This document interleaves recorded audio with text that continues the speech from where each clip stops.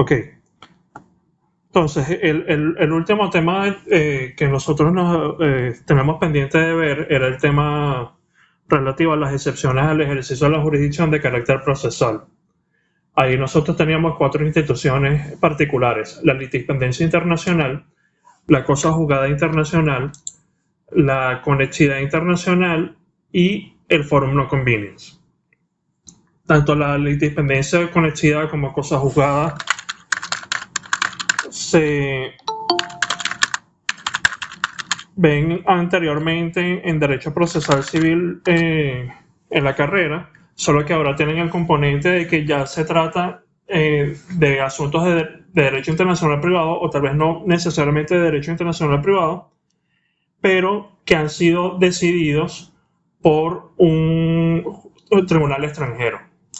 Por ejemplo, en el caso de la litisprudencia internacional, lo que ocurre es que en Venezuela está tramitándose un juicio en donde la parte demandada opone que ya ese juicio ha iniciado en el extranjero y que tienen los 3 mismos componentes, es decir, partes, título y causa petendi. Entonces, el proceso extranjero y el proceso venezolano tienen una triple identidad, en el sentido de que cumplen, o sea, son básicamente idénticas las ambas acciones que se están llevando, se están desarrollando en esos países. En el caso de la conexidad, coincide con la litisprudencia en el hecho de que se trata de procedimientos que están en sustanciación al mismo tiempo y que tienen alguna relación entre sí, solo que ya no hay una triple identidad, sino que ahora hay 2 de 3 elementos, básicamente, o se cumplen algunos de los casos que están planteados por el Código de Procedimiento Civil. Que ahí en la clase, en la grabación, van a ver cuáles son esos supuestos que se pueden ver, llevar a cabo, igual eso está reiterado en las lecturas. En el caso de la cosa juzgada internacional, lo que ocurre ya no es que hay un proceso pendiente en el extranjero, sino que hubo un proceso que es idéntico al que está llevándose a cabo en Venezuela, que ha sido ya decidido con carácter de cosa juzgada.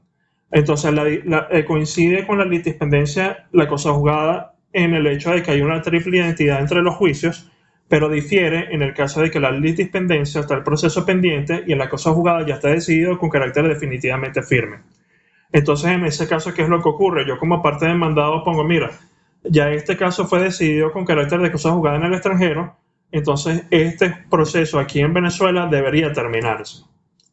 Entonces, allí en la presentación y en la grabación de ese tema van a ver ustedes cómo se desarrolla esas instituciones en particular.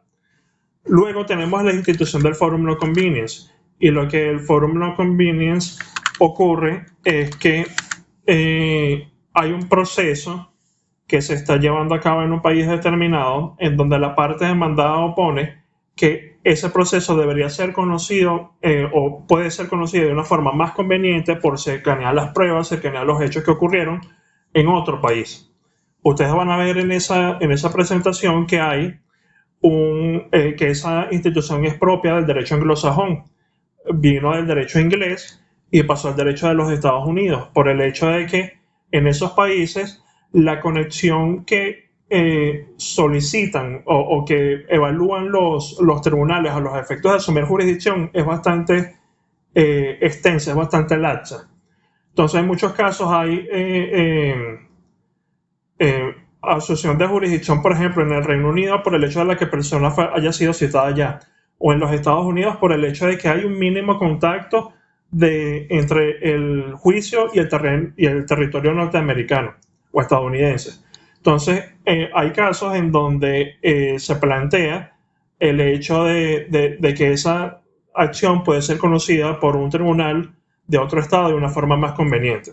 Un ejemplo práctico de la realidad del derecho internacional privado es el caso de Chevron, con la contaminación del lago Agurio en Ecuador. Porque, ¿qué ocurrió en ese caso? En ese caso, por una serie de acciones de Chevron en Ecuador, se contaminó una serie de lagos situados en Ecuador, por lo que las personas afectadas intentaron demandar a Chevron en los Estados Unidos. Chevron tiene su casa matriz en los Estados Unidos y tiene efecto contacto con ese territorio, por lo que había jurisdicción desde el punto de vista subjetivo, al menos en ese caso. Pero ¿qué opuso Chevron? Mira, si aquí estamos en un caso de contaminación y se supone que esa contaminación se llevó a cabo allá en Ecuador, lo más ideal es que se conozca esa acción por los tribunales ecuatorianos. Y señaló una serie de requisitos que se tienen que cumplir para lo del Pharmacopeia Convenience. Ustedes lo van a ver en la presentación, algunas cosas que se tienen que tomar en cuenta. Básicamente que en Ecuador las partes tenían derecho a la defensa, que allí había un mejor acceso a las pruebas, que en efecto la conexión entre el territorio y el terreno era más fuerte en ese caso que con el Tribunal de los Estados Unidos, y por eso era más conveniente que el Tribunal ecuatoriano conociera esa acción. Eso en efecto fue admitido por el Tribunal estadounidense y declinó la jurisdicción en los tribunales ecuatorianos. Lo que luego ocurrió fue, pero ya eso va más allá de lo que es necesario entender para este tema, es que en el caso de los tribunales ecuatorianos hubo unos actos de corrupción que llevaron a una condenatoria a Chevron, y cuando las personas afectadas intentaron ir a que se reconociera y ejecutara su decisión en los Estados Unidos, pues allí el Tribunal de los Estados Unidos, en sede de reconocimiento, rechazó la solicitud, indicando que esa sentencia iba contra el orden público estadounidense por el hecho de que había resultado de actos de corrupción respecto de los magistrados de la Corte Suprema de Ecuador. Entonces, allí ya es un asunto de dualidad de tutela por adjudicación y tutela por reconocimiento, pero el hecho es que en ese caso se vio involucrada la institución del Forum No Convenience. Entonces, ¿qué es lo que vamos a hacer ahorita? Sé que la mayoría tal vez no habrá visto ese tema, pero al menos ya van a tener ustedes aquí en la grabación cómo se plantea al menos en los pasos para resolver un caso de litispendencia, un caso de conexidad, un caso de cosas jugadas, que son los que más me interesan. El Forum No Convenience en efecto se estudia en esta materia porque es una institución relevante del derecho procesal civil internacional, pero en Venezuela solo se admite, y ese admite va entre comillas subrayado o negritas, en materia marítima.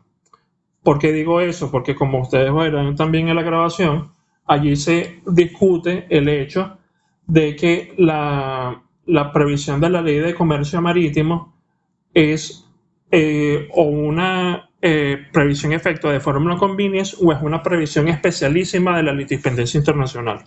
Por eso es una discusión que se lleva en la práctica y que todavía no está resuelta. Entonces vamos a ver aquí rápidamente.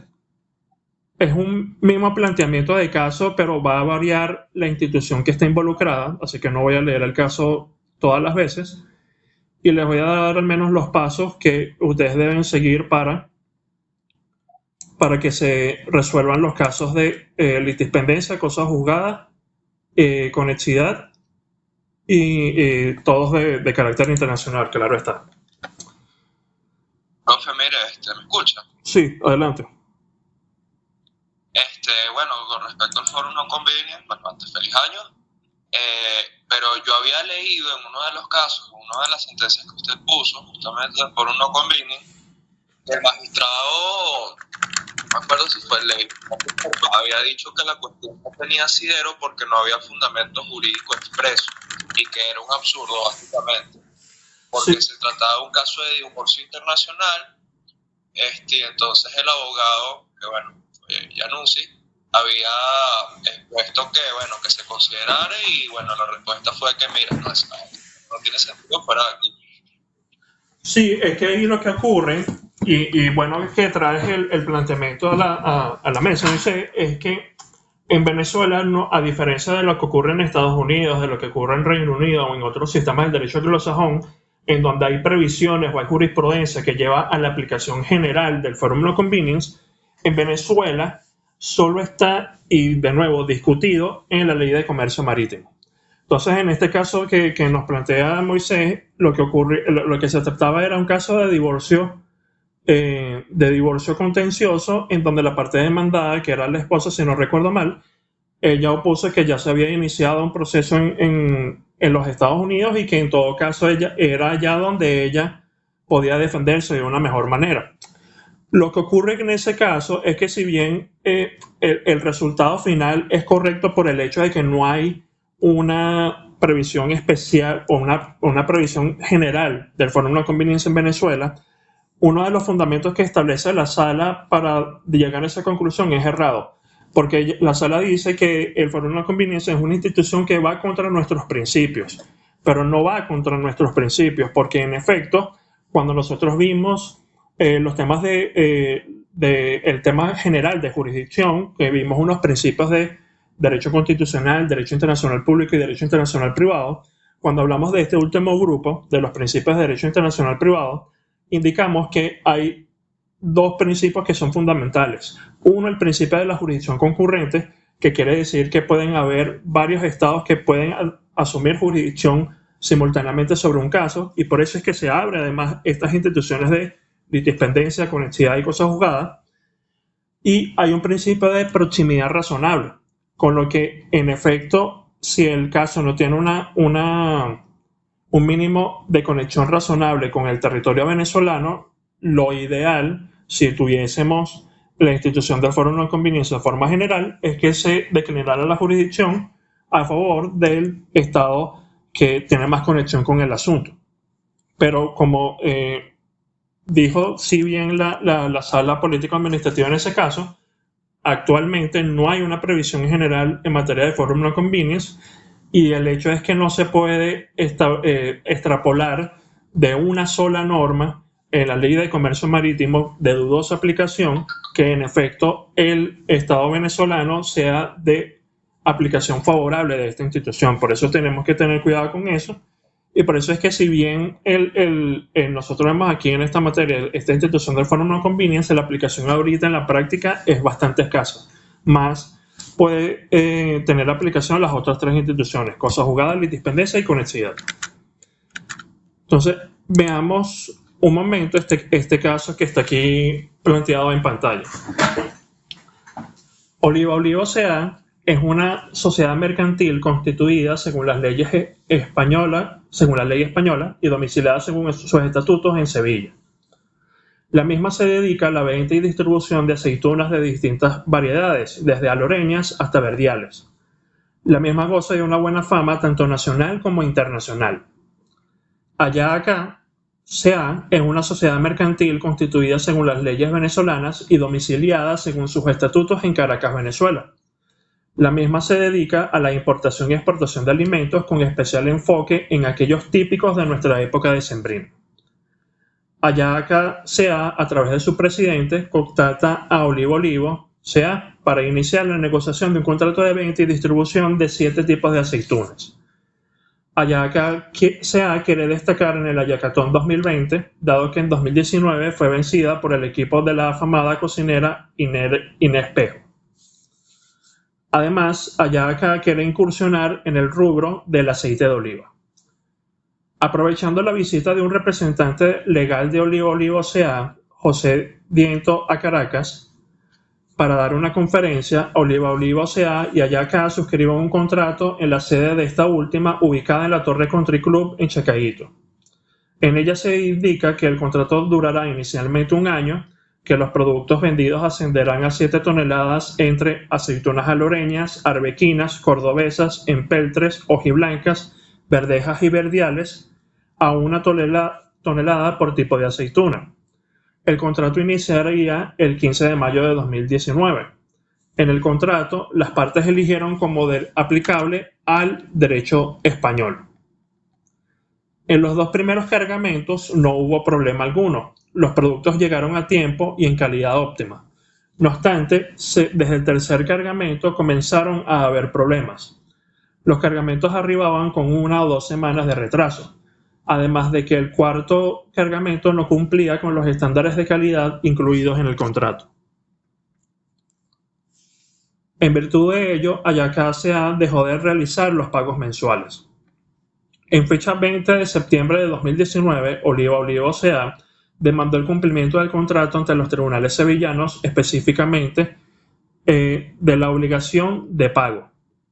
El 29 de octubre de 2019, Ayaka S.A. demandó ante los tribunales venezolanos solicitando el cumplimiento de las condiciones de entrega, tanto en frecuencia como en calidad. Ambos demandantes, a través de sus apoderados, iniciaron los trámites para notificar a su contraparte. Oliva Oliva S.A. logró que se notificara a Ayaka en Caracas el 6 de noviembre de 2019, mientras que Ayaka S.A. logró que se notificara a Oliva Oliva S.A. en España en fecha 8 de noviembre de 2019. Una vez se hizo presente en la demanda venezolana, Oliva Oliva S.A. opuso la excepción de litispendencia internacional, en vista de que se cumplían todos los requisitos establecidos por la jurisprudencia, lo que derivaba en que los tribunales venezolanos no tenían jurisdicción para conocer del asunto. Entonces, el juez debe decidir el caso planteado y es lo que vamos a entrar nosotros. Siendo que este es un caso de derecho de jurisdicción en el derecho procesal civil internacional, procedimiento que ya hemos conocido en esta causa, ¿qué es lo primero que se tiene que estudiar?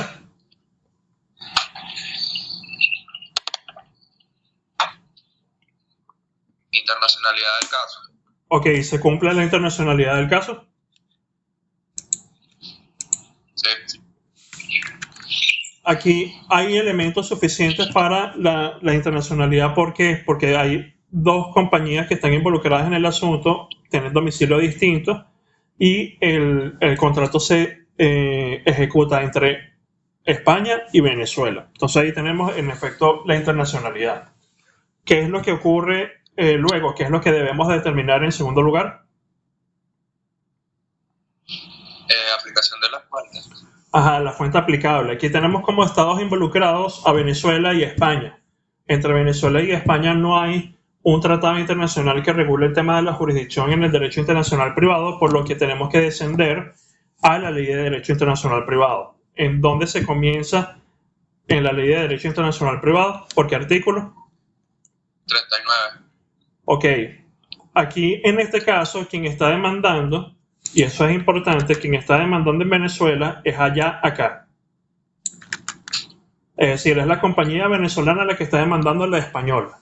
Entonces, al darnos el caso, el dato de que Oliva Oliva S.A. está domiciliada según sus estatutos en Sevilla, por la aplicación del artículo 203 del Código de Comercio, norma que ya sabemos cuál es su papel en los casos de domicilio de personas jurídicas, entonces nos lleva a que en efecto la parte demandada en este caso no tiene domicilio en Venezuela, por lo que no aplica el criterio general del artículo 39.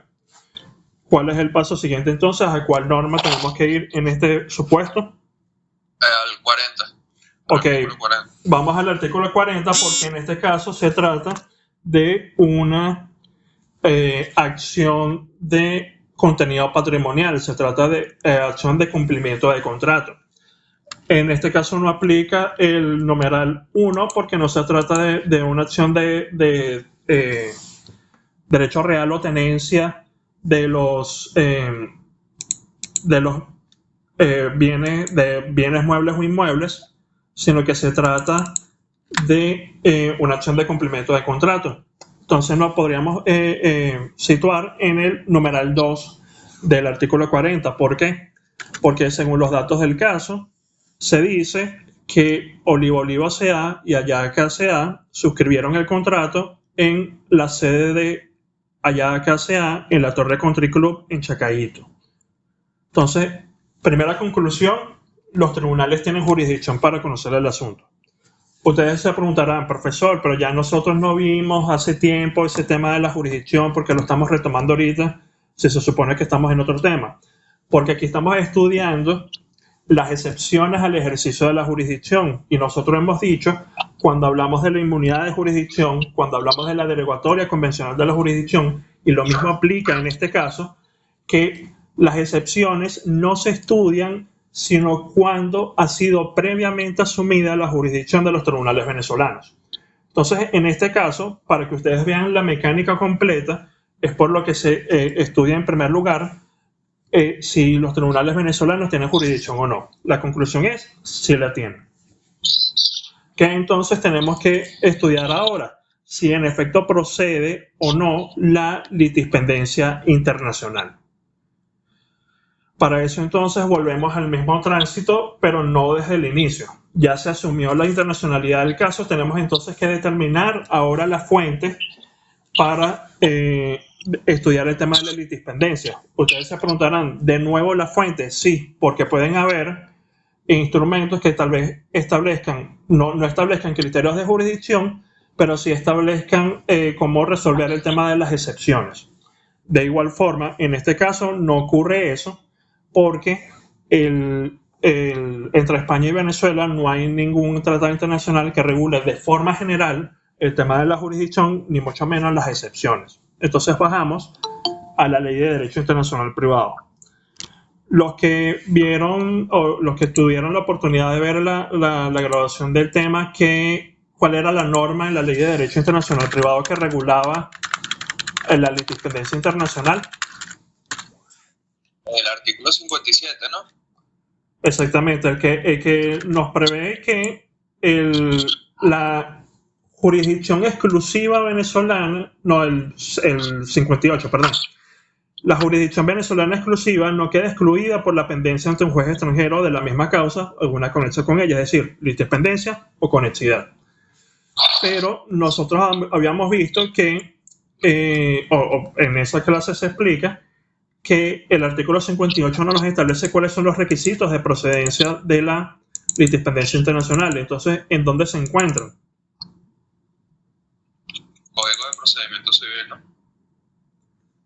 Ahí es donde estamos en otro aspecto. En el caso de la litispendencia internacional, la misma los requisitos se han planteado a partir de la jurisprudencia. Específicamente a partir de la sentencia número 1121 del 18 de septiembre del año 2002, caso Mariana Capriles contra George Vinay, en donde se establecen 7 requisitos concurrentes de procedencia de la litispendencia internacional. Aquí ustedes van a ver exacto lo que pone Brigitte en el chat. Entonces, ¿cuáles son estos requisitos?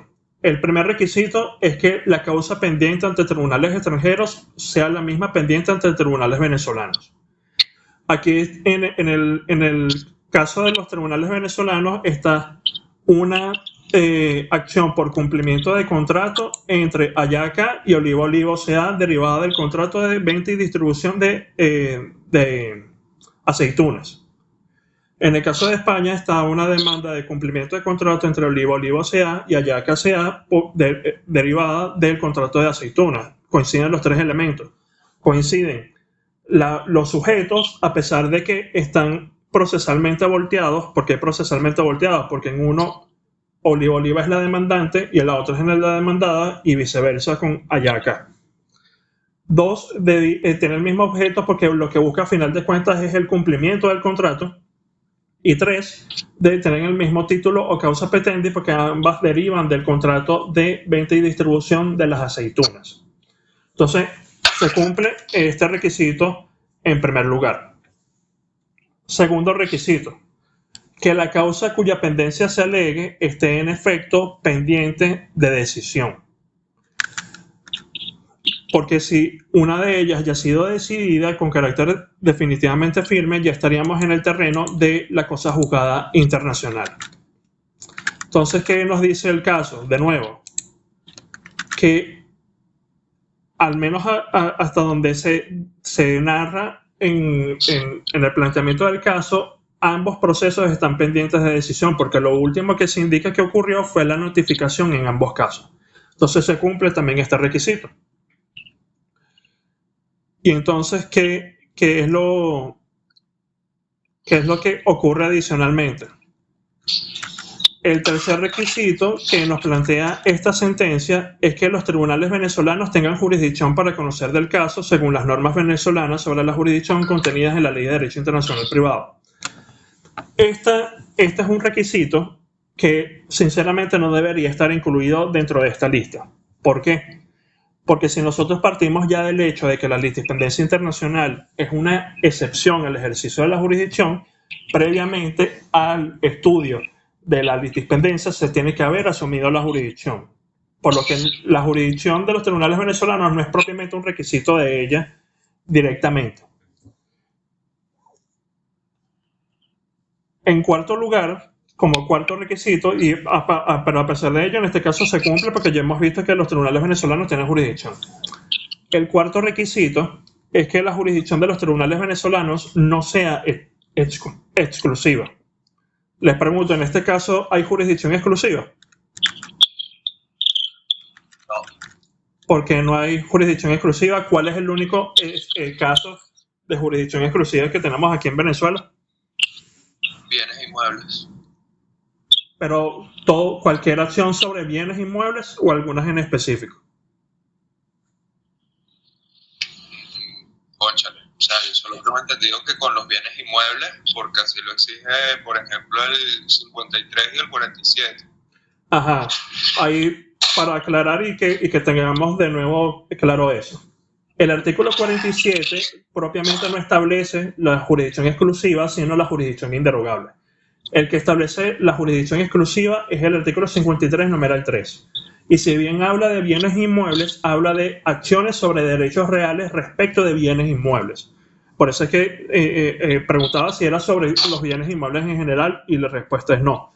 Solo sobre acciones sobre derechos reales. Y además, nosotros explicamos en ese momento que era sobre bienes individualmente considerados, porque esa norma no aplica haciendo una interpretación armónica de la Ley de Derecho Internacional Privado en supuestos de acciones sobre universalidad de bienes. Entonces, en este caso no hay jurisdicción exclusiva. ¿Por qué no hay jurisdicción exclusiva? Porque se trata simplemente de una acción sobre cumplimiento de contrato derivada de un contrato de venta y distribución de aceitunas. No se trata de un caso de acciones sobre derechos reales respecto de bienes inmuebles ubicados en nuestro territorio. Además, en el quinto requisito tenemos lo que se llama jurisdicción indirecta.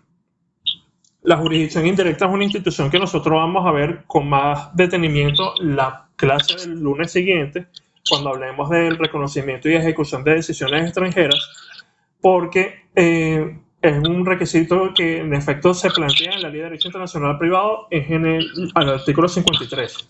Solo que la jurisprudencia también lo ha trasladado correctamente, a mi modo de ver, a los asuntos de la litisprudencia internacional.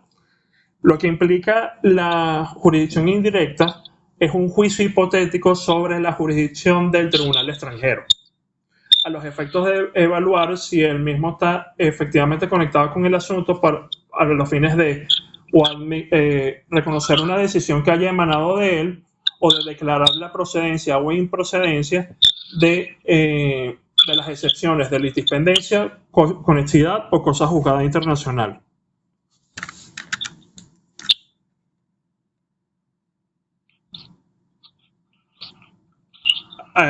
Los requisitos 3 y 5, ok, ya le...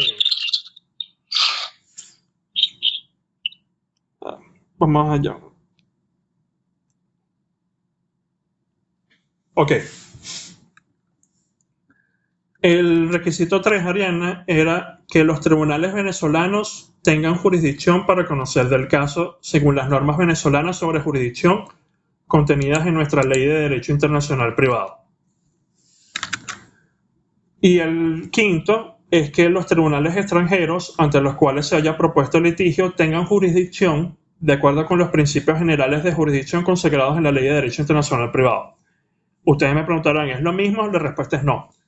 El artículo 3 habla, el requisito 3 habla de la jurisdicción directa de los tribunales venezolanos y el requisito 5 habla de la jurisdicción indirecta de los tribunales extranjeros a los efectos, en este caso, de la procedencia de la litispendiencia internacional. Entonces, ¿qué es lo que se hace en este caso? Básicamente, se aplican los principios establecidos en la Ley de Derecho Internacional Privado en materia de jurisdicción para indicar si en efecto el Tribunal Español, en nuestro caso de Oliva contra Yaca, tiene jurisdicción o no. Para resumirlo esto y no detenernos tanto en este requisito, porque de nuevo lo vamos a ver la clase siguiente, en este caso los tribunales españoles pueden tener en efecto jurisdicción. ¿Por qué? Porque Oliva se ha estado domiciliada en el territorio español y porque al menos una parte del contrato se ejecuta allá, porque de allá salen los cargamentos hacia Venezuela. Entonces los tribunales españoles en efecto tienen jurisdicción para conocer el asunto. Como sexto requisito que tenemos, que el juez extranjero haya prevenido al juez venezolano, es decir, que haya practicado la citación del demandado primero. ¿Qué ocurre en este caso? Que según el planteamiento del asunto, Oliva S.A. logró que se notificara a Yaca en Venezuela el 6 de noviembre de 2019, mientras que Yaca logró que se notificara a Oliva S.A. en España el 8 de noviembre de 2019. Entonces, se cumple el requisito. ¿Por qué? Porque en efecto, hasta el momento en que se dejó constancia de la notificación efectiva de Yaca en el 6 de noviembre de 2019, se hizo antes en el proceso español que en el proceso venezolano. Entonces se cumple también ese requisito. Y el séptimo requisito, que también está dentro de los listados por lo que indicó Brigitte en el chat, es que esa citación se haya realizado según las normas aplicables vigentes en el lugar donde se llevó a cabo el juicio y en el lugar donde efectivamente se practicó. Aquí se tenían que seguir las normas procesales venezolanas, y si bien el planteamiento del caso no da mayor comentario al respecto, podemos asumir que se cumplieron con esas normas en ese asunto. Yo, a los efectos de una evaluación, les establecería, por ejemplo, qué ocurrió con la citación, si la citación se hizo según tales o cuáles normas, para que ustedes puedan evaluar más concretamente este requisito.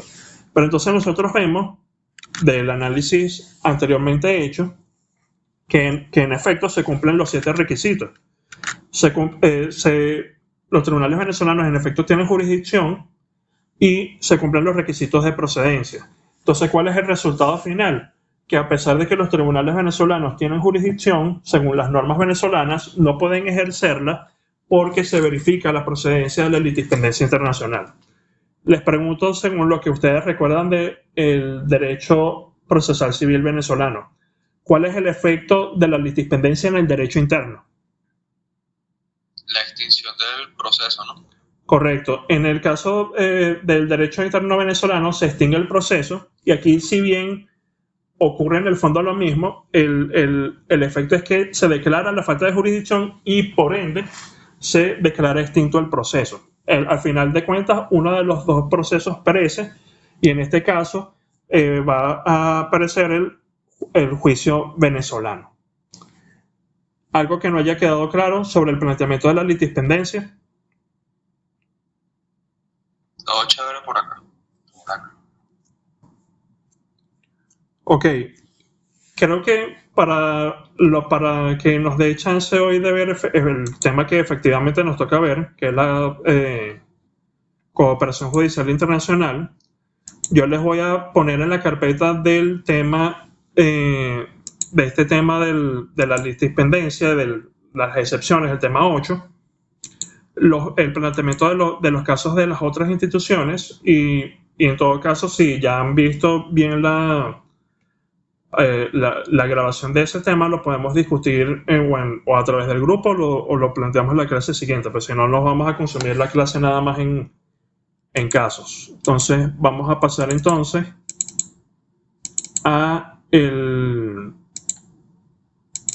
tema 9 relativo a la cooperación judicial internacional.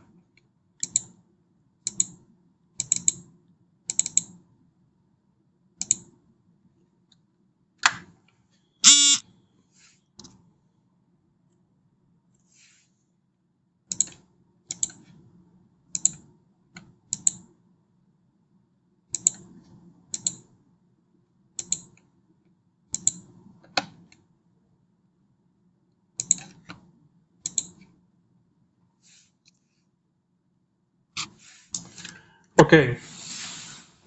Cuando nosotros hablamos del ejercicio de la jurisdicción y cuando estudiábamos el tema general del derecho procesal civil internacional, incluso la introducción a la materia, nosotros hemos expresado siempre que la jurisdicción tiene que ser ejercida respetando la soberanía estatal.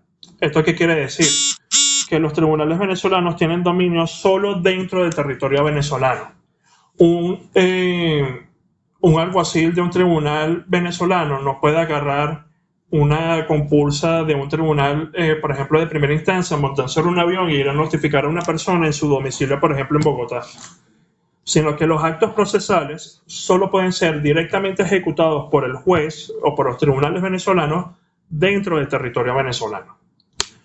Pero hay casos en donde pueden, a un proceso principal que se esté llevando en un estado, que le interese ejecutar uno o más actos procesales en el extranjero, que puedan ser la notificación de las partes involucradas, la evacuación de alguna prueba o la ejecución de alguna medida cautelar que haya sido decretada por ese tribunal, por ejemplo, en este caso, tribunal venezolano, pero también puede obrar hacia el otro lado, como vamos a ver. Entonces, para los actos procesales que se deben ejecutar en el extranjero, se tienen los mecanismos de la cooperación judicial internacional, que es lo que vamos a ver aquí el día de hoy.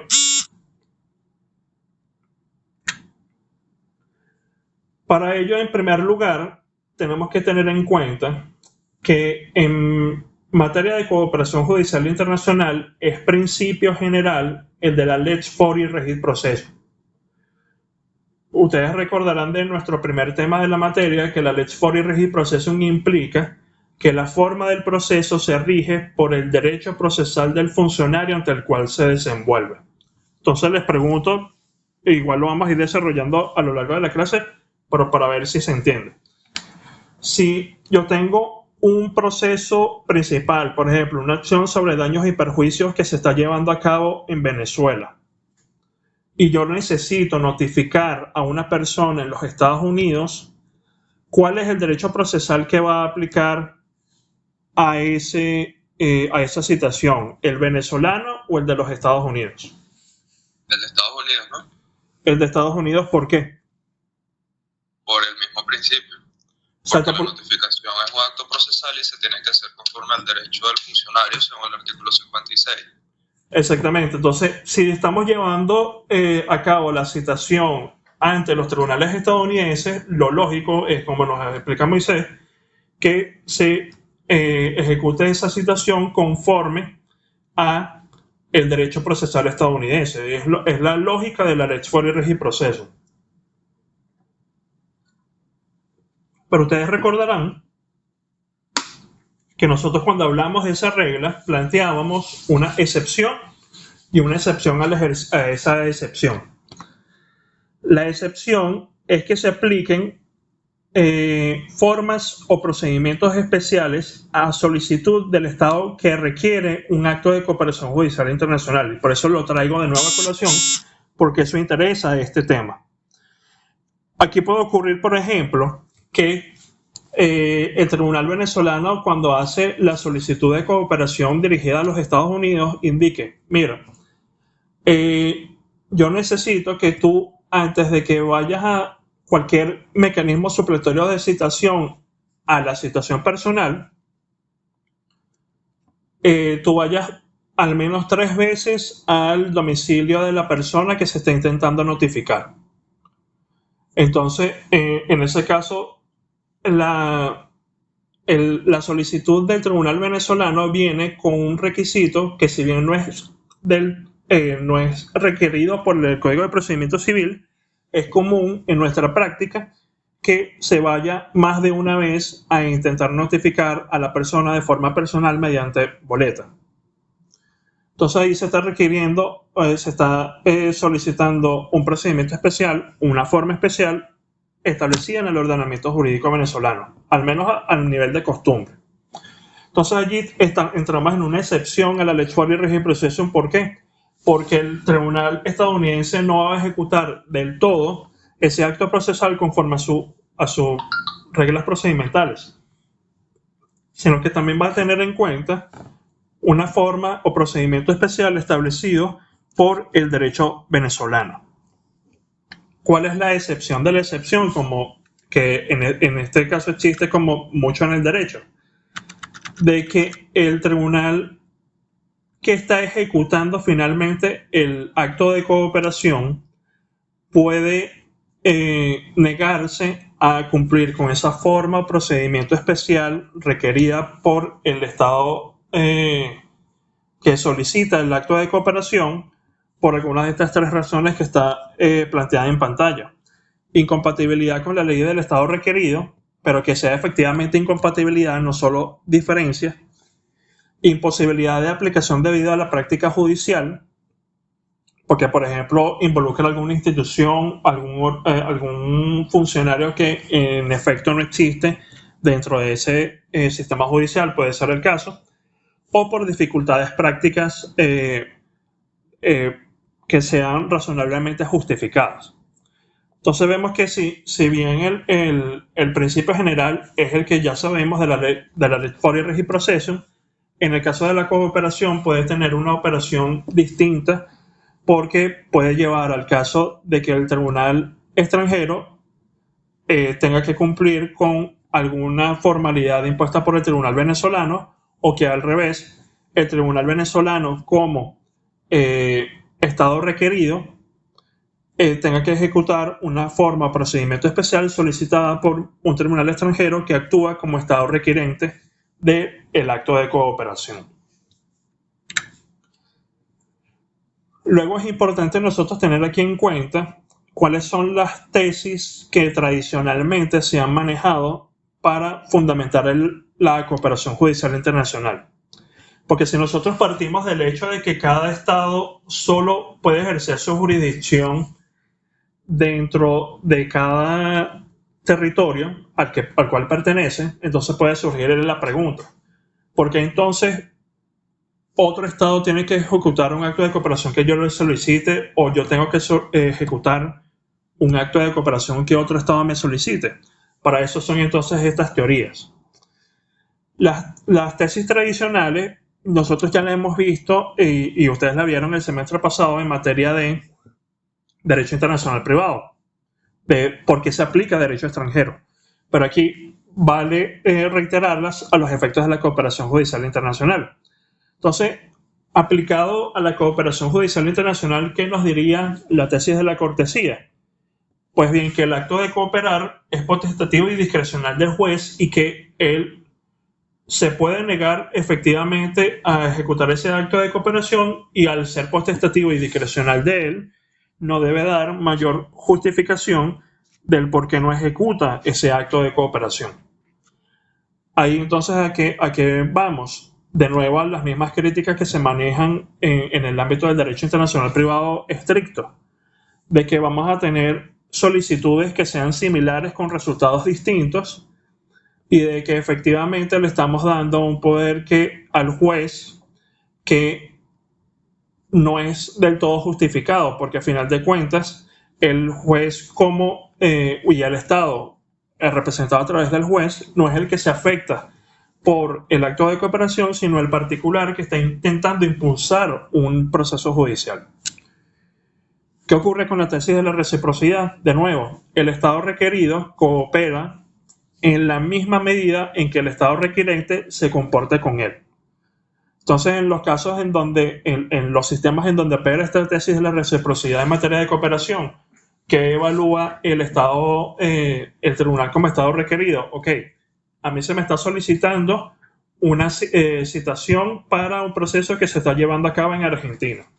Entonces yo tengo que revisar en mi práctica si en efecto los tribunales argentinos han tenido una actitud favorable frente a las solicitudes de cooperación emitidas por los tribunales venezolanos. Entonces ahí puede la respuesta ser sí o la respuesta ser no, dependiendo de las pruebas que les consignan las partes, porque como ustedes recordarán,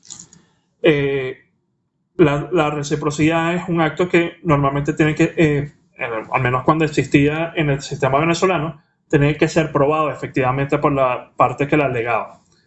Entonces, en ese caso, ¿qué pruebas se tiene que consignar?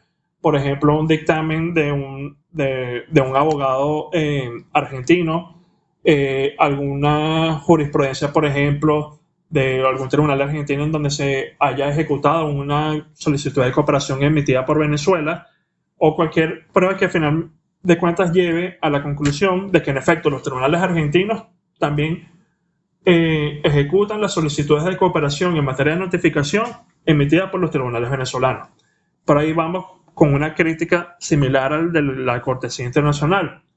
Vamos a tener procesos que son idénticos con resultados distintos por un asunto además que tal vez puede derivar de la disponibilidad probatoria o no de las partes, y porque realmente estamos estableciendo un factor externo y no jurídico a un proceso que es jurídico, que al final es el de la cooperación judicial internacional. En el caso de la tesis de la comunidad internacional, que según ustedes recordarán es la tesis savigniana, es la tesis que deriva de la teoría de Federico Carlos de Savigny, él planteaba que el mundo está dividido en una serie de estados que se involucran como comunidad. Entonces él planteaba la existencia de una comunidad internacional basada en el derecho romano y en la fe cristiana. Si bien actualmente son discutibles los fundamentos de esa comunidad, la existencia es indiscutible y el hecho de que la misma deriven derechos y deberes para cada uno de los estados también es indiscutible. Una de esas consecuencias aplicada a la cooperación judicial internacional es que en efecto los estados están en el deber de cooperar con los demás miembros de la comunidad internacional. Pero ahí el asunto está en que si nos atenemos estrictamente a la tesis de Savigny, veríamos al acto de cooperación entre una operación solo entre Estado y Estado. Pero aquí recordemos que son procesos de derecho internacional privado, son relaciones jurídicas privadas que tienen al particular como el mayor interesado del asunto. Entonces no tenemos que ver a la cooperación judicial internacional solo como un asunto entre estados, como vamos a ir explicando a lo largo de este tema. ¿Cuáles son los nuevos planteamientos o cuál es al menos una nueva postura que se ha estado desarrollando en la práctica? Y esto viene sobre todo de un trabajo publicado hace unos 5 años por la profesora Miriam Rodríguez aquí en Venezuela, de que en efecto la cooperación judicial internacional debería, uno, tener a la persona, al individuo, como eje central del sistema, y que la cooperación judicial internacional, al tener a la persona como eje central del sistema, tiene que tener como fin último la tutela judicial efectiva. Entonces, ella, una de las cosas que plantea y que es muy importante tener en cuenta es que la cooperación no es una operación lineal de Estado requerido o Estado requirente, sino que es una operación triangular entre individuo, Estado requirente y Estado requerido, porque de nuevo, el individuo que está solicitando la citación de una persona en el extranjero, que está solicitando la evacuación de un testigo en el extranjero, o que está solicitando que se ejecute en los Estados Unidos un embargo de una cuenta bancaria que fue decretada en Venezuela, es el que al final va a sufrir las consecuencias de que se ejecute o no efectivamente ese acto de cooperación. Entonces, por ello esa autora planteaba que como características ideales de la cooperación judicial internacional basada en el derecho de acceso a la justicia y en la tutela judicial efectiva, deberían tenerse las siguientes: que sea una cooperación judicial internacional expedita, que no se cumple; simple, que no se cumple; óptima, que no se cumple; y coordinada, que si bien se cumple en detrimento de las otras tres características que deberían también cumplirse. Entonces nosotros vamos a ir viendo que si bien este es el canon que efectivamente debería tenerse para los efectos de la cooperación judicial internacional, lo que ocurre en la práctica lastimosamente es que la cooperación judicial internacional es actualmente uno de los actos que puede darnos mayor dolor de cabeza en materia de derecho procesal civil internacional, y es de nuevo por la práctica que se lleva en la realidad venezolana. ¿Qué denominaciones tenemos que tener nosotros en cuenta a los efectos de este tema? Que vamos a tener aquí siempre involucrados a un estado requiriente, estado de origen o estado solicitante, y a un estado requerido, estado receptor o estado solicitado. ¿Quién es el estado requirente? El estado requirente es el estado que está sustanciando el proceso principal y que requiere del acto de cooperación. Y aquí vemos que no se está diciendo que es, por ejemplo, el tribunal venezolano o el tribunal colombiano o el chileno o no. Se plantea de forma general porque los tribunales venezolanos pueden ser estado requirente, pero también puede ser estado requerido. ¿Quién es el estado requerido? Es el estado que, a solicitud del estado requirente, va a encargarse de ejecutar el acto procesal objeto de la solicitud de cooperación. Es el que, a final de cuentas, va a ir al domicilio de la persona a citarla, es el que va a citar a una persona a la sede del tribunal para requiriendo una declaración testimonial, es la persona que va a dirigir un oficio a una institución pública para que libre unos informes, o es la persona que efectivamente va a ejecutar una medida cautelar sobre los bienes de esa persona que se encuentran en su territorio. Entonces, en los tribunales venezolanos, de nuevo, pueden actuar tanto como estado requirente como estado requerido, y eso ocurre con cualquier estado miembro de la comunidad internacional. Por eso es que la denominación y su definición se plantean en términos genéricos. Ahora, en cuanto al objeto de la cooperación judicial internacional, pueden dividirse las posturas o la forma de materializarse en dos: en la llamada cooperación activa o en la llamada cooperación pasiva. La cooperación activa, ¿qué implica? Que hay un estado requirente que emite una solicitud de cooperación al estado requerido para que éste, con sus autoridades, realice los actos procesales a favor del juicio que sustancia. Entonces, hay una solicitud activa del estado que está sustanciando el proceso para que otro estado, con sus autoridades, ejecute el acto procesal. En la cooperación pasiva, ¿qué ocurre? Que el estado en cuyo territorio deben llevarse a cabo las actuaciones procesales tolere que algunas autoridades del estado requirente las realicen directamente o que las soliciten de forma directa a sus tribunales.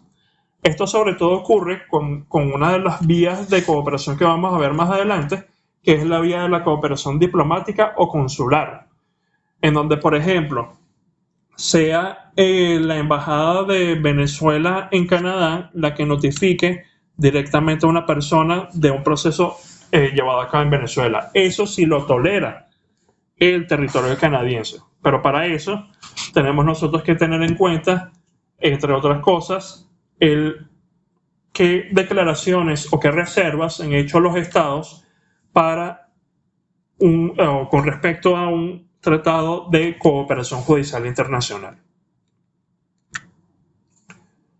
¿Cuáles son las vías de la cooperación? Nosotros en materia de derecho procesal civil internacional tenemos al menos 5 vías de cooperación que son relevantes a nuestros efectos. En primer lugar, tenemos a la vía diplomática o consular, que puede dividirse en vía diplomática o consular directa o vía diplomática o consular indirecta. La vía diplomática o consular directa lo que implica es que los agentes diplomáticos o consulares del Estado requirente realizan directamente el acto de notificación o transmiten ese acto o transmiten los documentos judiciales que sean relevantes de ese proceso principal a la persona que funja como destinatario. Entonces, esta es una forma en donde se puede expresar o donde se puede materializar la cooperación judicial internacional pasiva que hablábamos hace unos minutos. ¿Qué ocurre con la vía diplomática o consular indirecta? Que en este caso, los agentes diplomáticos o consulares se encargan de hacer llegar la solicitud de cooperación a las autoridades competentes del Estado requerido. Ya ellos no son los que ejecutan la solicitud, sino que transmiten la misma a los efectos de que sea el juzgado del Estado requerido o la autoridad competente la que ejecute efectivamente el acto de cooperación. En segundo lugar, tenemos a la autoridad central.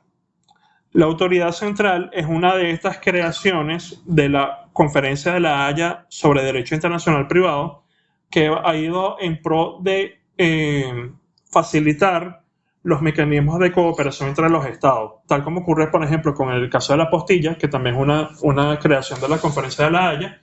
Tenemos esto, el de la autoridad central. Y aquí yo se los planteo de dos formas. ¿Cómo debería ser? Y en efecto, ¿cómo es? Para que veamos la diferencia.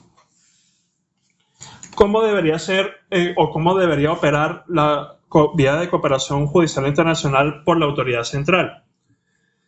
De que el tribunal venezolano emite una carta rogatoria o exhorto dirigida a un tribunal estadounidense, por ejemplo, para solicitar que notifique a la compañía tal que está domiciliada en tal estado. Esa carta rogatoria con los demás documentos relevantes del caso es transmitida en copia certificada con una solicitud de cooperación al Ministerio de Relaciones Exteriores.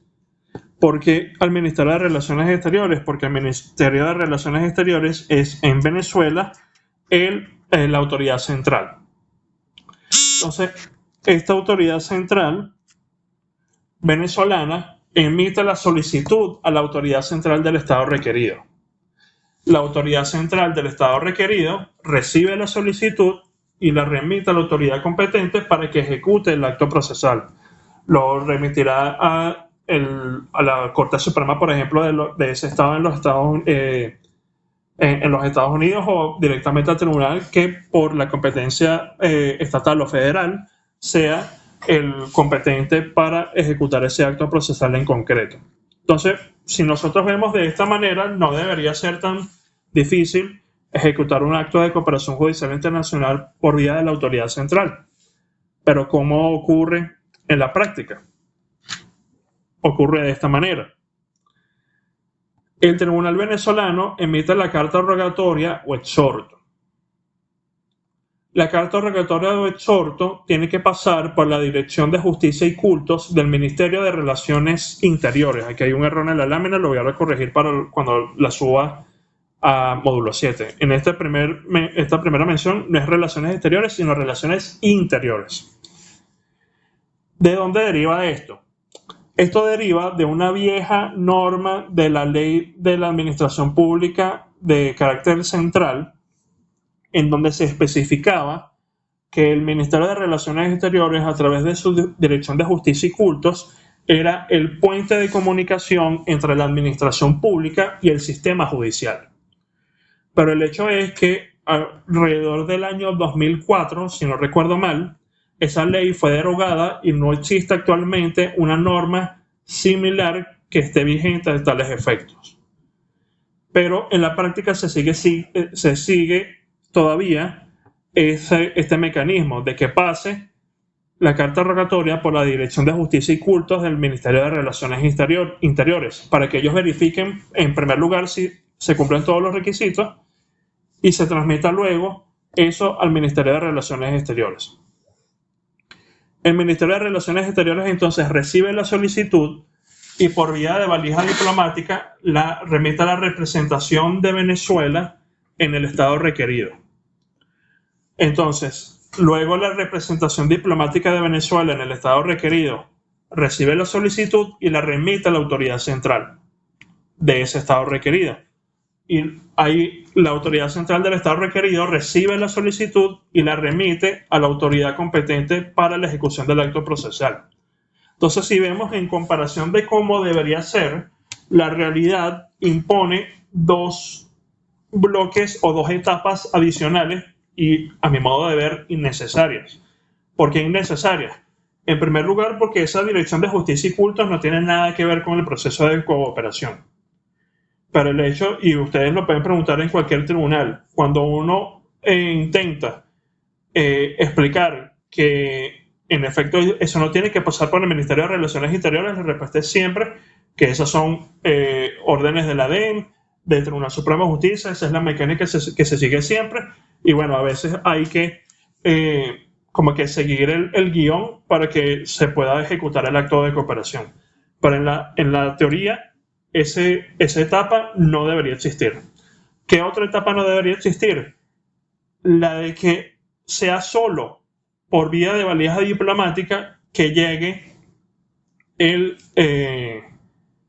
la solicitud de cooperación a la autoridad central del estado requerido. Porque la idea de las autoridades centrales es que haya una comunicación directa entre ellas.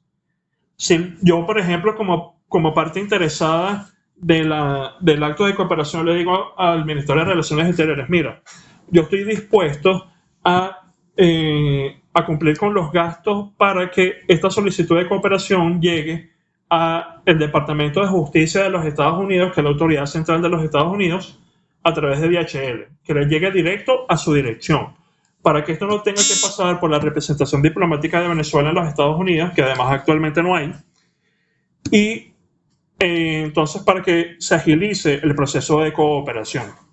Pero la realidad actual es que normalmente lo que se sigue es que se hace llegar a la representación venezolana en el estado requerido por vía de valija diplomática y es ella la que lleva luego ese acto de cooperación a la autoridad central del estado requerido. Pero de nuevo allí se está imponiendo en una etapa adicional que no debería existir. ¿Qué ocurre con otra vía de la cooperación judicial internacional, que es la de los órganos judiciales? En estos casos, y está establecida por varios instrumentos vigentes en materia de cooperación, lo que ocurre es que el tribunal venezolano o el tribunal del Estado requerente emite la carta rogatoria o exhorto dirigida a la autoridad judicial competente del Estado requerido y la remite directamente a esa autoridad judicial. Esa autoridad judicial, sin que tenga que pasar por la autoridad central, recibe la solicitud y ejecuta el acto procesal requerido. La característica es que esta vía es directa entre los órganos judiciales, ni siquiera tiene que pasar por la autoridad central. E incluso algunos instrumentos van más allá e indican que si son autoridades judiciales de zonas que son fronterizas, ni siquiera la solicitud tiene que estar legalizada o apostillada. Entonces, plantea mayores facilidades a los solicitantes de la cooperación por esa vía. ¿Qué tenemos además? Tenemos a la vía de cooperación judicial internacional por los particulares. En este caso, ¿qué ocurre? El Tribunal del Estado requirente emite la carta rogatoria o exhorto autorizando al particular interesado en la ejecución del acto procesal.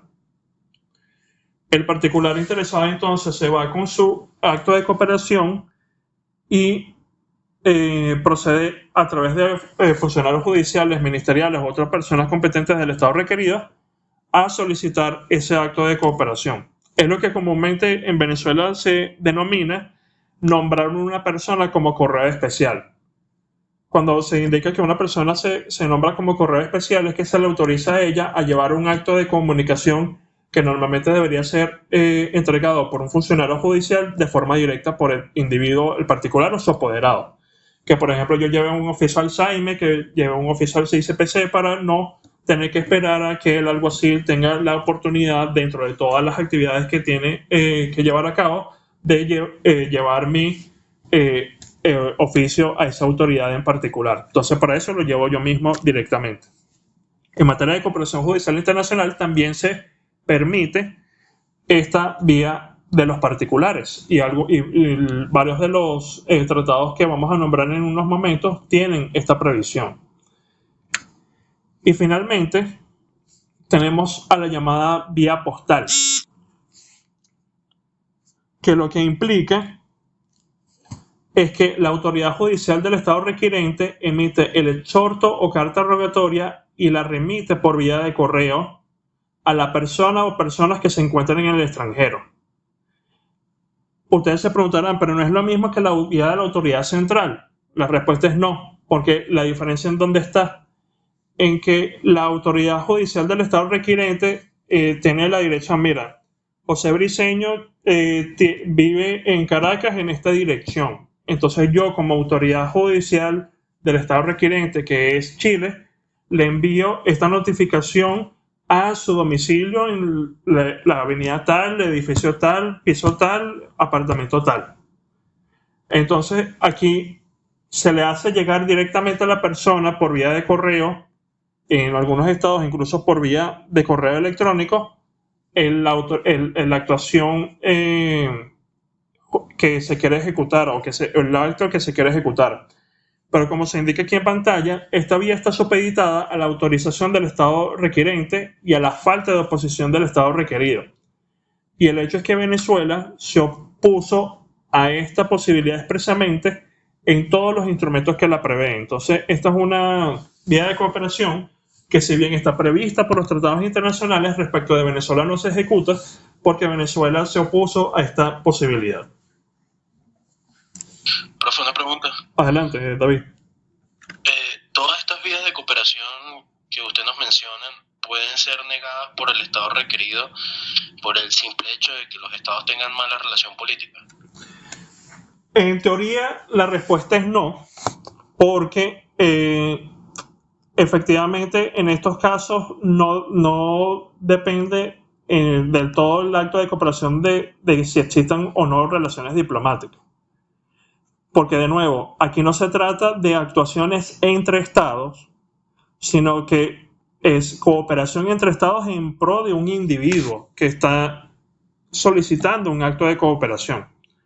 Pero la lastimosa realidad de la situación actual es que la respuesta es sí. Y, por ejemplo, les doy una experiencia relevante que tuve recientemente. Había un proceso el laboral que se tenía que notificar a una persona jurídica en los Estados Unidos, en donde se solicitó la carta rogatoria en el tribunal laboral, se subió a la dirección de cultos, a pesar de que no se tenía que pasar por allí, se subió al Ministerio de Relaciones Exteriores, y cuando llegamos al Ministerio de Relaciones Exteriores, ¿qué nos dijeron? Y no fue que nos los dijeron nada más de palabra, es una respuesta oficial en un oficio, valga la redundancia. El Ministerio de Relaciones Exteriores de Venezuela no puede ejecutar este acto de cooperación con los Estados Unidos porque actualmente no mantiene relaciones diplomáticas con ese estado. Y fue negada el acto de cooperación. Entonces, si bien la pregunta de David es muy relevante por el hecho de que si nosotros vemos cualquiera de los tratados internacionales en materia de cooperación que vamos a nombrar en algunos momentos, ninguno otorga al tribunal, al Estado requirente ni al Estado requerido la posibilidad de negar la ejecución del acto de cooperación por esta causa. Entonces tenemos que idealmente, y uno hace la tarea como abogado de parte, uno intenta explicar eso a los funcionarios ministeriales, en nuestro caso del Ministerio de Relaciones Exteriores, de que mira, y una vez apela al llamado principio lacrimógeno, como decía un profesor mío, a echar la llorada ante el funcionario de que, mira, este es un proceso laboral, es una persona que está intentando cobrar su dinero, lo fregaron al momento de la liquidación, hay que notificarle a los Estados Unidos porque trabajó para esa empresa. No, y al final la respuesta, y ya he visto varios casos, no solo míos, sino de otros colegas, en que al final de cuentas no se ejecuta. Porque la autoridad central venezolana mantiene la postura de que los actos de cooperación se ejecutan dependiendo de la relación buena o mala que tenga el Estado venezolano con ese Estado en particular. ¿Alguna otra pregunta o algo que no haya quedado claro? Todo claro, profe. Gracias. Ok.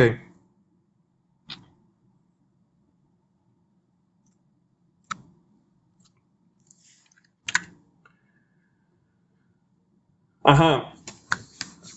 ¿Qué es importante tener en cuenta con las vías de cooperación? Y eso no solo de los efectos de los casos que nosotros vayamos a resolver acá, en esta materia, de los que puedan ustedes tener para las evaluaciones, sino para su ejercicio profesional. Para el trámite de cualquier acto de cooperación, no solo tienen que revisar los estados parte y las reservas que ellos hayan hecho, sino revisar las declaraciones que ellos han realizado para conocer cuáles vías de cooperación ellos admiten. Porque nosotros hemos dicho, por ejemplo, con la vía postal, que Venezuela se opuso en todos los instrumentos que ha ratificado en materia de cooperación judicial internacional. Y esta posibilidad de excluir esa vía de cooperación normalmente se verifica con la vía judicial directa, con la vía de los particulares o de correo especial y con la vía postal.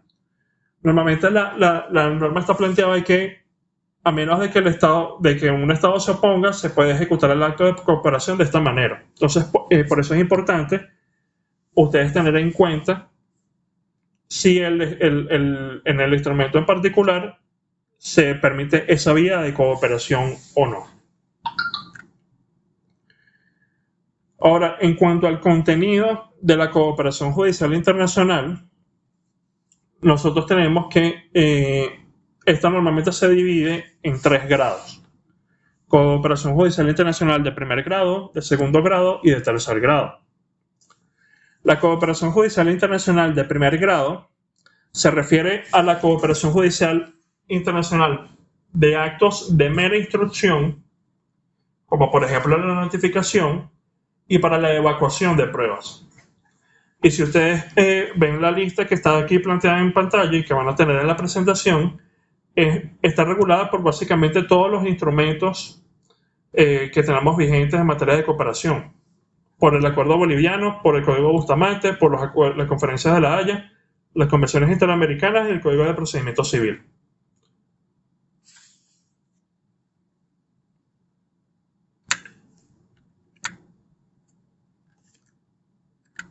Creo que se borró una de las otras láminas. Bueno, yo las agrego cuando les vaya a subir las presentaciones, pero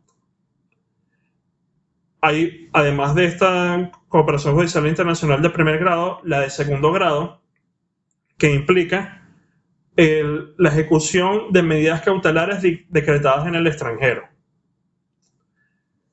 En el caso de la cooperación judicial internacional de primer grado, el instrumento fundamental para la transmisión de ese acto de cooperación es el llamado exhorto o carta rogatoria, que es básicamente un auto judicial en donde se le solicita al Estado X su colaboración a los efectos de ejecutar este acto procesal derivado de este proceso. Se identifica con su número de expediente, la autoridad en la que se está conociendo, las partes involucradas, cuál es el motivo, cuál es el acto de cooperación que se va a realizar, en dónde se tiene que realizar, respecto de cuál persona jurídica o natural se tiene que realizar, y todo eso se expresa en un auto judicial que normalmente luego va a tener que ser traducido al idioma del estado requerido para que pueda ser transmitido por alguna de las vías que indicamos anteriormente.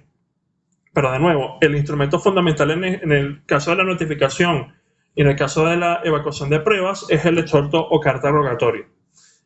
Pero cuando nos vamos a la cooperación judicial internacional de segundo grado, que trata de las medidas cautelares, ahí entramos en una discusión. ¿Por qué entramos en una discusión? Porque entonces está entre la duda de si basta con el exhorto o carta rogatoria o si tiene que haber el exequatur.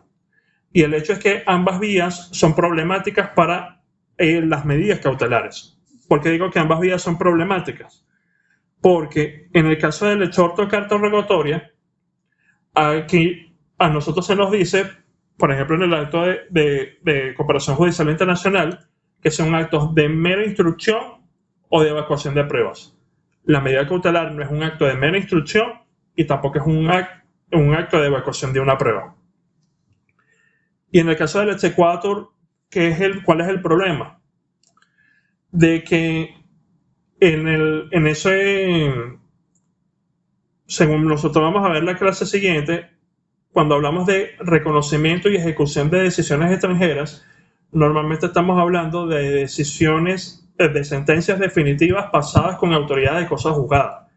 Y una de las características principales de la medida cautelar es que está basada en la cláusula rebus sic stantibus. ¿En qué sentido?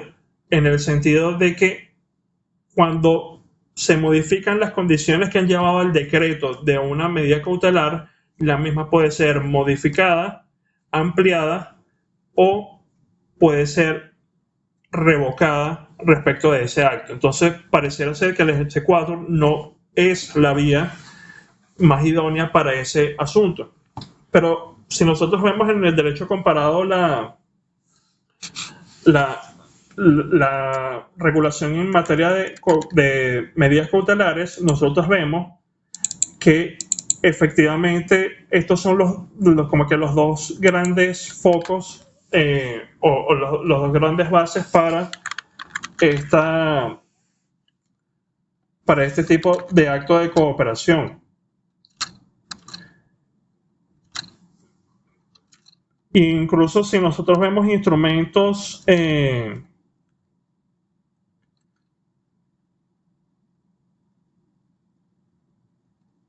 materia de derecho procesal civil internacional, como uno que nombramos hace tiempo, que es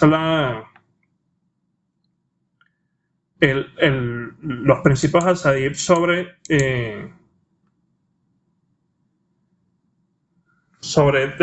acceso transnacional a la justicia. Allí se plantea en primer lugar la obligación y reiterar que en efecto hay el deber del Estado de ejecutar una medida cautelar decretada por un tribunal extranjero. No hay nada que racionalmente impida, por efectos de soberanía, a un Estado ejecutar un acto de cooperación como en este caso es la ejecución de una medida cautelar decretada en el extranjero. ¿Pueden haber razones de orden público? Sí las puede haber, pero argumentar que hay una violación a la soberanía porque es una medida cautelar decretada por un tribunal extranjero no es una razón lo suficientemente fuerte para decretar que no se va a ejecutar una medida cautelar.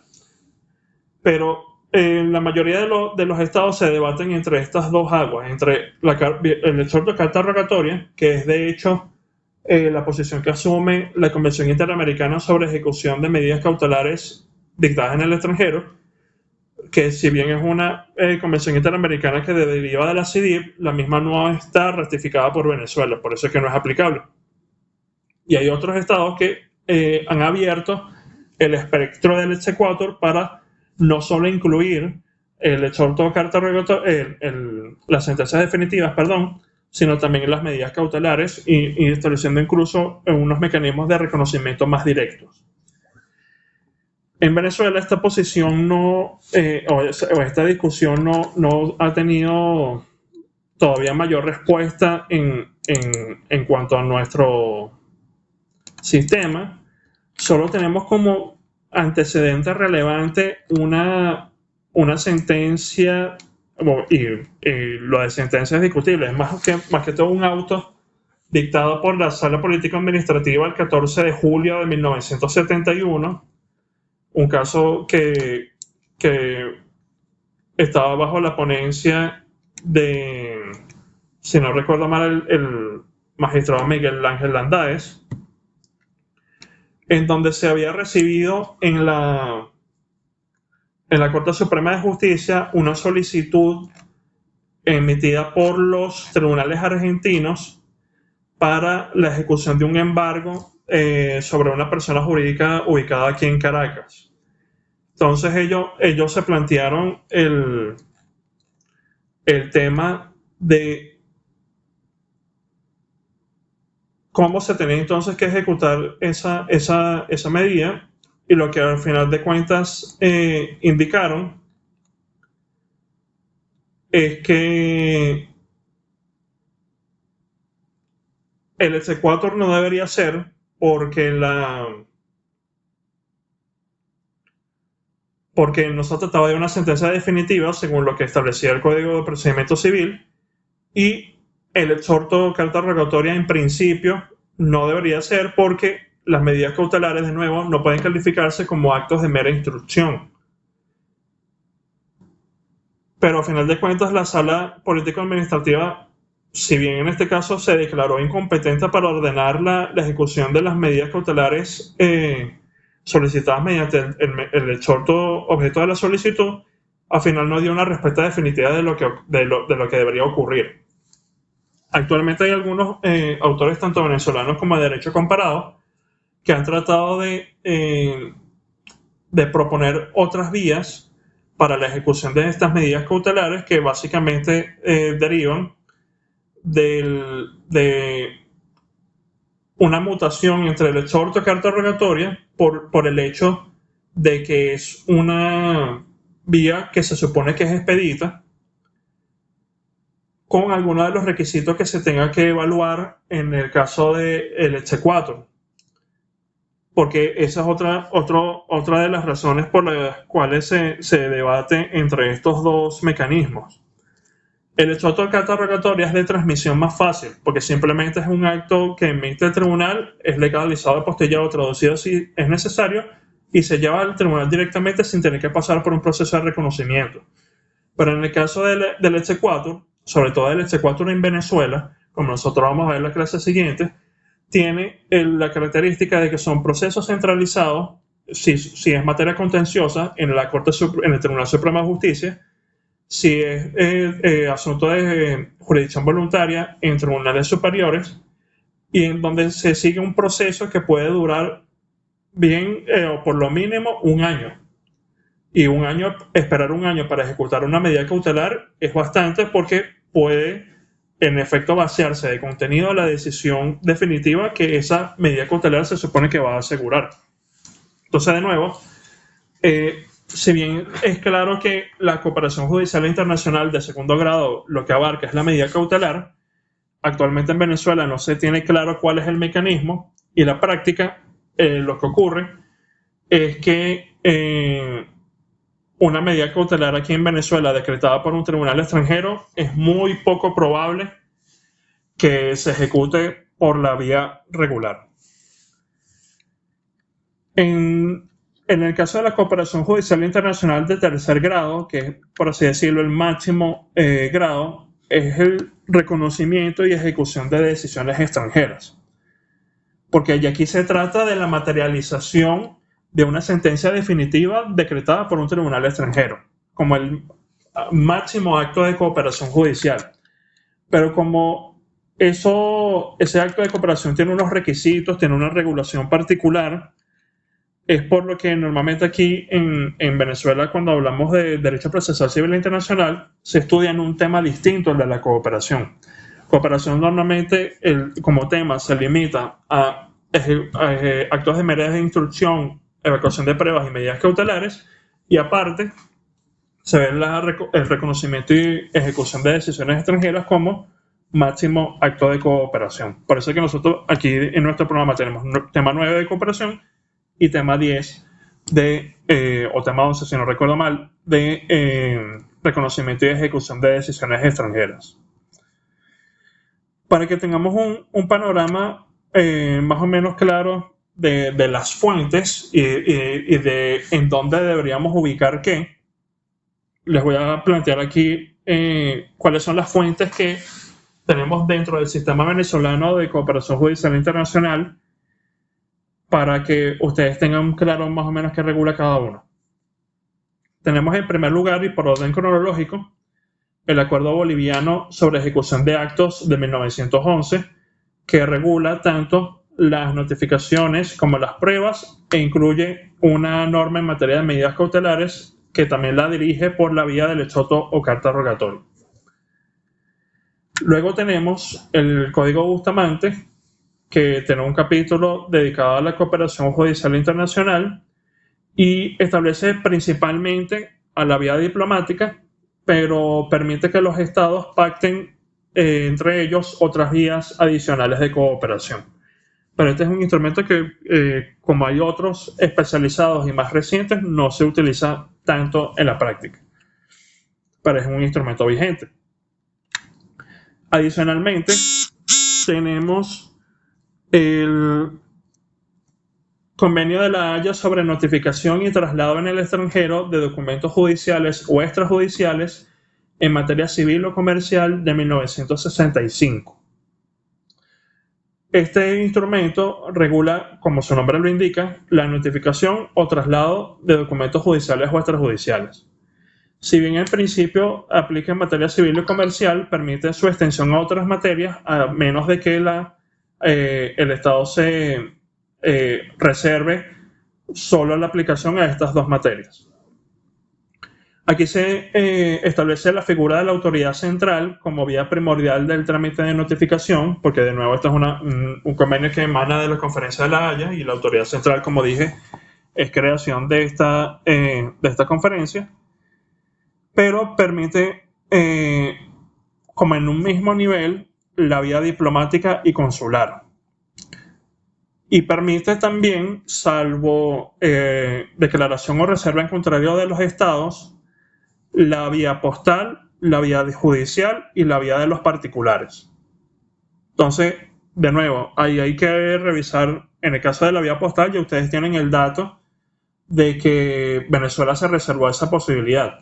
Pero si, por ejemplo, se tiene que ejecutar un acto de notificación en los tribunales franceses y ustedes quieren acudir a la vía de los particulares y que se les nombre como correo especial y ustedes se van en su avión de Air France a llevar eso a los tribunales franceses o a la autoridad central francesa, tienen que ver si si el Estado francés se opuso o no a esa vía de los particulares.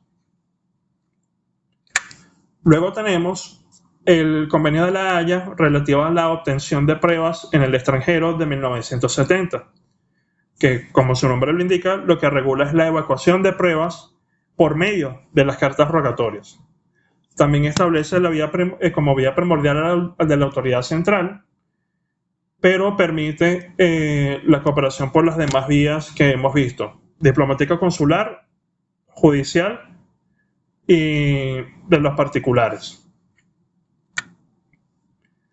Luego tenemos, a nivel interamericano, la Convención Interamericana sobre Exhortos o Cartas Rogatorias de 1975, que tiene un protocolo adicional de 1979.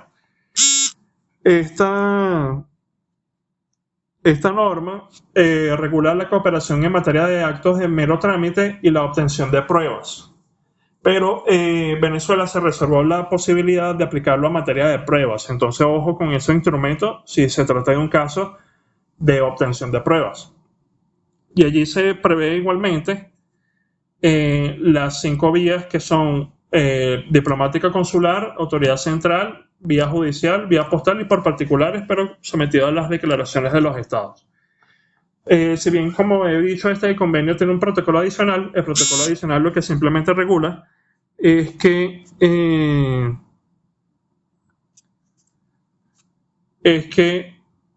un formulario uniforme entre los estados, elimina el requisito de legalización en ciertos casos y prevé una exención de costos aplicable a los procesos de cooperación, pero más que la regulación general se mantiene en vía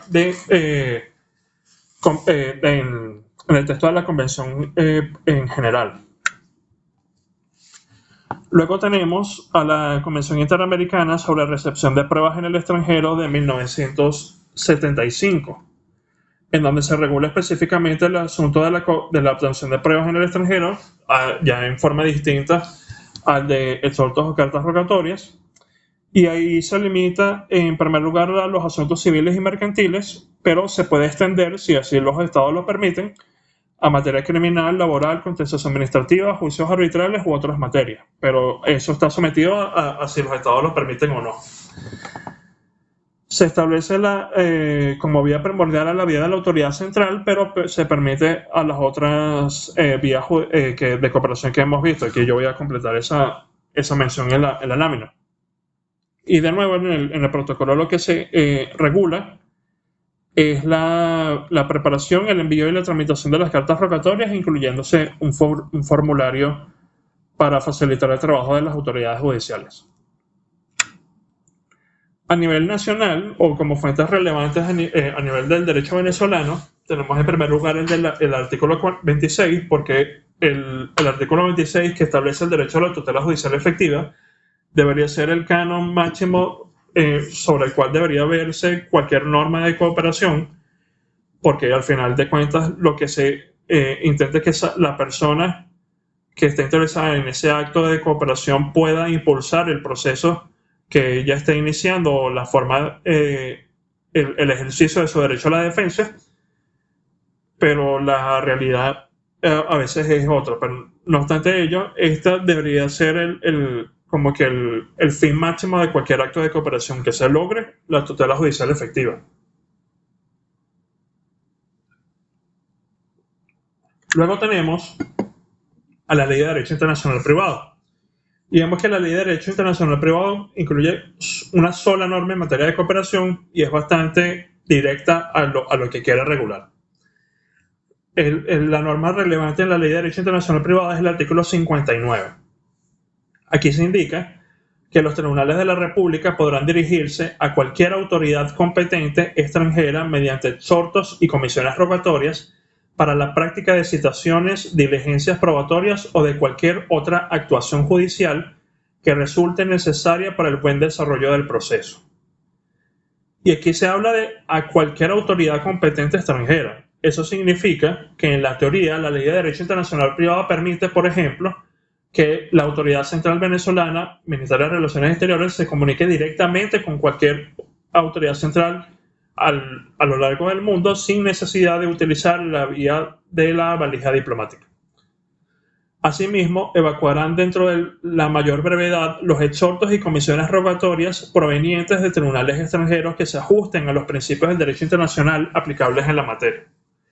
Una cuestión que también es importante tener en cuenta aquí, sobre todo por la postura que a veces asume los tribunales venezolanos, es que se habla de exhortos y comisiones rogatorias para la práctica de citaciones, diligencias probatorias o de cualquier otra actuación judicial que resulte necesaria para el buen desarrollo del proceso, la ejecución de los actos de cooperación. Si nosotros tomamos en cuenta esa mención de cualquier otra actuación judicial que resulte necesaria para el buen desarrollo del proceso, allí podríamos incluir, en principio, a las medidas cautelares.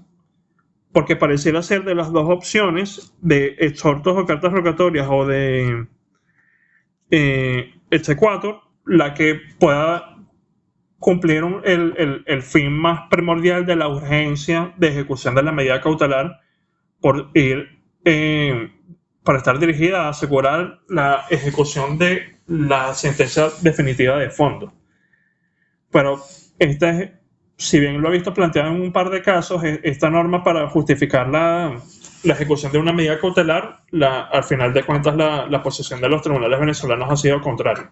Y como han sido casos que al final de cuentas terminaron en transacción, no hubo mayor desarrollo ahí en ese aspecto, pero en teoría el artículo 59 de la Ley de Derecho Internacional Privado lo permite.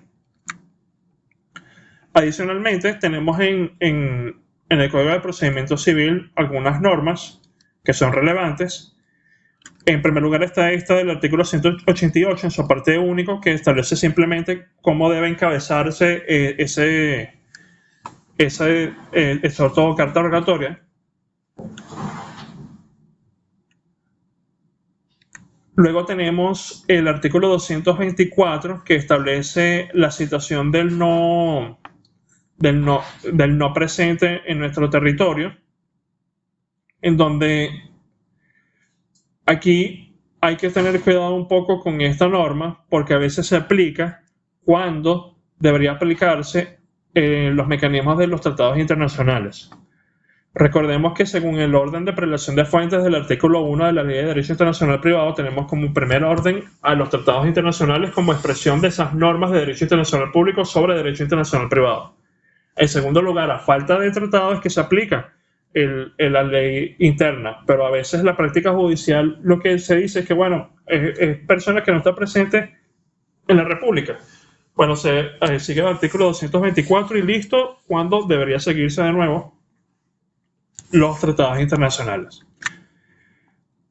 Adicionalmente, tenemos esta norma que es el artículo 393, que establece el llamado término ultramarino, que es como el término máximo en el cual debería evacuarse una prueba que tenga que ejecutarse en el extranjero.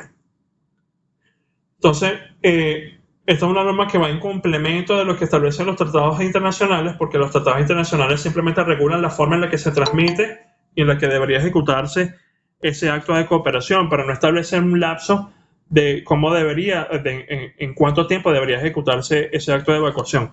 Entonces aquí se establece como un lapso máximo de 6 meses y en algunos casos la práctica es que se puede extender por un lapso adicional, porque a veces 6 meses nada más para que salga de Venezuela, la solicitud no es suficiente.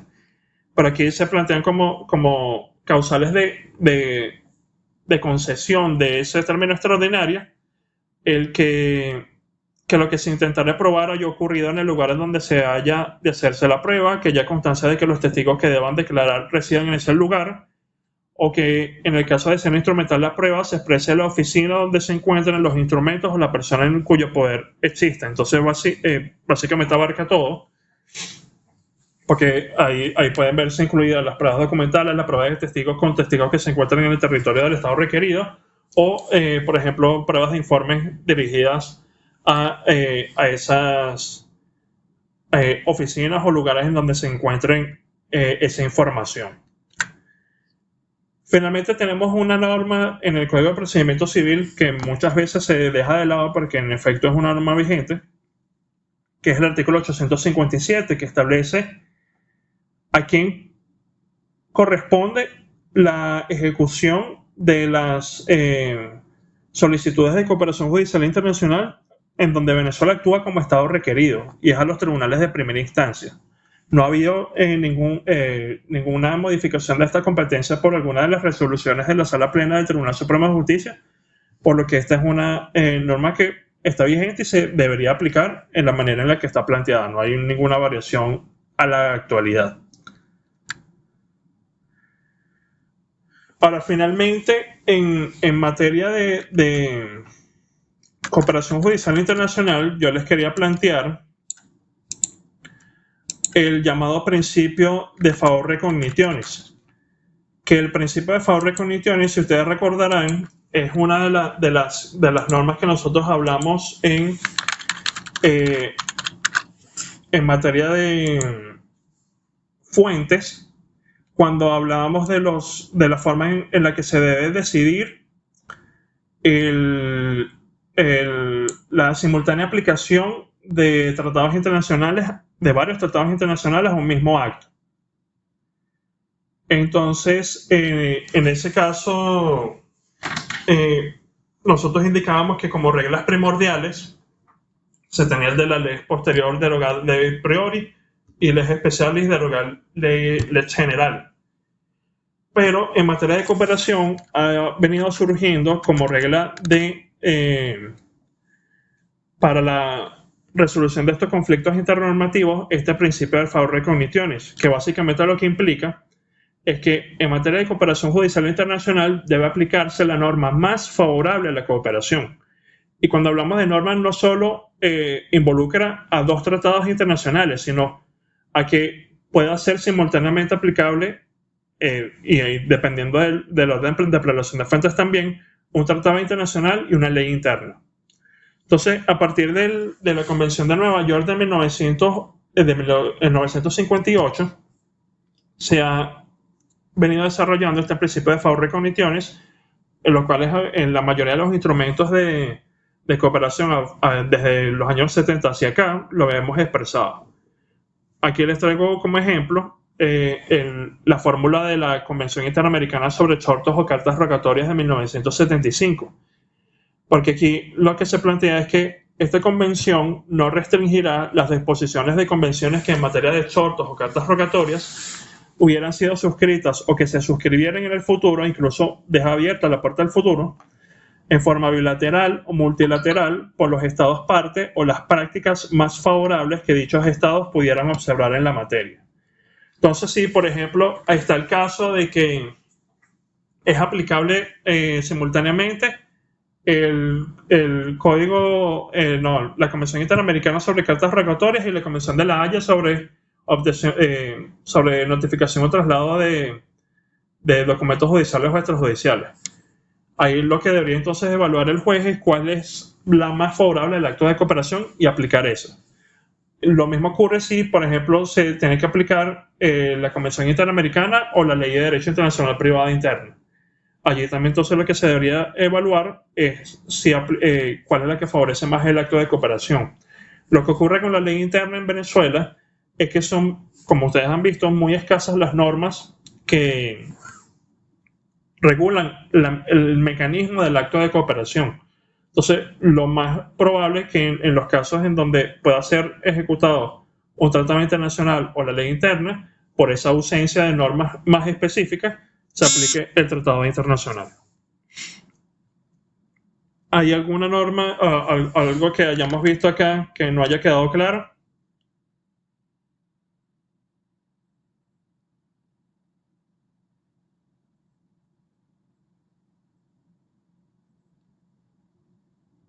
¿Alguna duda, algo que no haya quedado claro en ese caso? Todo bien por acá, profe. Ok, yo tenía la intención de traerles hoy también unos casos de cooperación, pero lo cierto es que el archivo donde lo tenía no lo tengo en esta computadora. Entonces lo que vamos a hacer es lo siguiente. Yo voy en lo que llegue hoy a mi casa, les voy a subir al módulo 7, tanto el resto de los casos de excepciones al ejercicio de la jurisdicción de carácter procesal que vimos, como el que vimos al inicio de la clase, y les voy a colgar unos casos de cooperación para que en los casos de cooperación nada más, ya no vamos a volver sobre las excepciones, los vean en el transcurso de la semana y los discutimos al inicio de la clase que viene. La clase que viene, según, si no recuerdo mal, tendríamos que ver,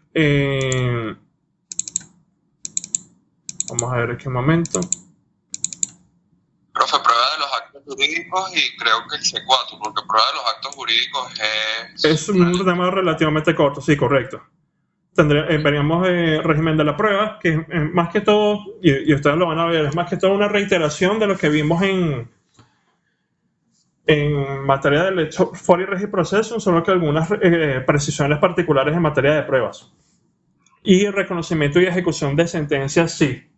Ahí es importante que si tienen la oportunidad de irlo haciendo, que tengan claro, que vayan teniendo claro cuáles son los criterios de competencia en materia de C4. Porque a diferencia de lo que ocurría antes, que teníamos solo sala política administrativa y tribunales superiores, ahorita tenemos como que dos grandes criterios en materia de competencia que tenemos que tener claro para nosotros interponer nuestra solicitud de C4 adecuadamente ante la autoridad que en efecto es competente.